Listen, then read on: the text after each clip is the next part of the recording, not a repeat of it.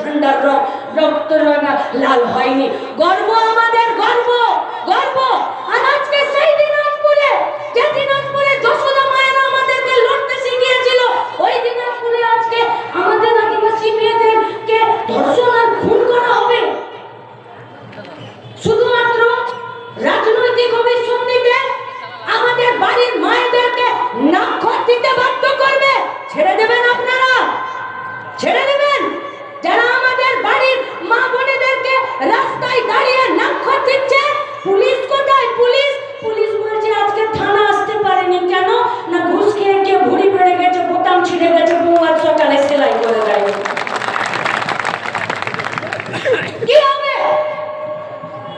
কি হলো দিনাজপুরে? কি হলো দক্ষিণ দিনাজপুরে?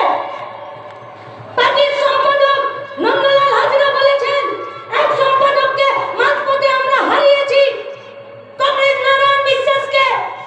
অসংখ্য কর্মীরা, কমরেডরা গোটা দক্ষিণ দিনাজপুরের অলিতে গলিতে দাঁড়িয়ে কাজ করছেন, বুকের পাটা নিয়ে সাহসের সাথে কাজ করছেন। কি পেলাম দক্ষিণ দিনাজপুর? সারের কালোবাজারি পেলাম। কি পেলাম দক্ষিণ দিনাজপুর? চিরকাল ঝান্ডা সরকার একটা জমিকে এক ফসলি থেকে দু ফসলি, তিন ফসলি করার জন্য জানকবুল লড়াই করেনি। এখানকার কৃষকরা, এখানকার ক্ষেত মজুররা, এখানকার লাল ঝান্ডার পার্টি তার নেতৃত্বে গোটা দিনাজপুর, গোটা দক্ষিণ দিনাজপুর আজ ভিডিওর চোখে ছানি পড়ে গেছে। সারের কালোবাজারি দেখতে পায় না। 1200 টাকা সার আজকে 3600 টাকা কিলো বিক্রি হচ্ছে।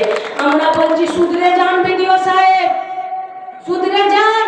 ব্লক ডেভেলপমেন্ট অফিসে যারা কাজ করছেন, গোটা দুনিয়ার রাজ্য সরকারি কর্মচারীদের ডিএর দরকার হয়, শুধুমাত্র পুলিশ আর বিডিও ডিএর দরকার হয় না। এরা শুধু ডিএর বিরুদ্ধে। এদের দুজনকেই বলছি সুধরে যান। চোখে যদি ছানি হয় তো ছানি কাটানোর ক্যাম্প আমরা বসিয়ে দেব। আর যদি তারপরেও না হুঁশিয়ার হন, তাহলে আপনাদেরকে কথা দিই।